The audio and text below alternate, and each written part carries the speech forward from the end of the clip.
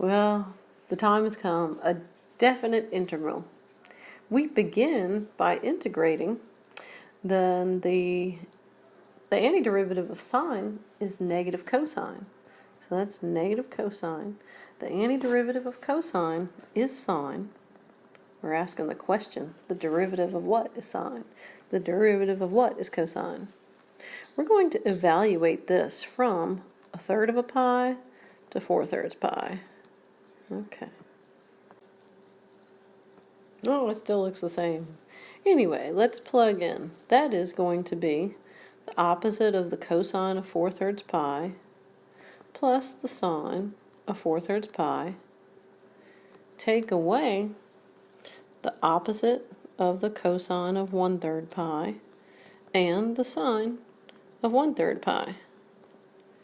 So then, what is the cosine of 4/3 pi? It's the x value at 240 degrees. That is a negative 1/2, but you got a negative out front. Okay, so that'll be a double negative. And the sine of 4/3 pi is the y value at 240 degrees.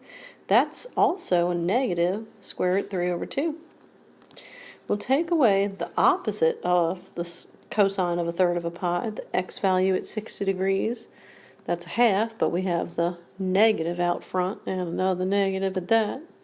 Then the sine of 1/3 of a pi is the y value at 60 degrees, which is square root 3/2. Okay, well, let's clean this up a little bit. We see this double negative. That makes positive 1/2. Take away the square root 3/2. I'll distribute my negative. That double negative makes a positive 1/2.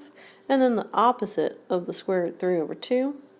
When we go to clean this up and combine some easy targets, 1/2 and 1/2, well, that's 2 halves or a whole. And a negative square root 3/2 and another negative square root 3/2, well, that's 2 of the same thing.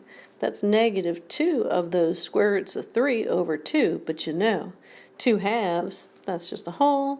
So we can shrink this down and call it -1 minus the square root 3. Who knew?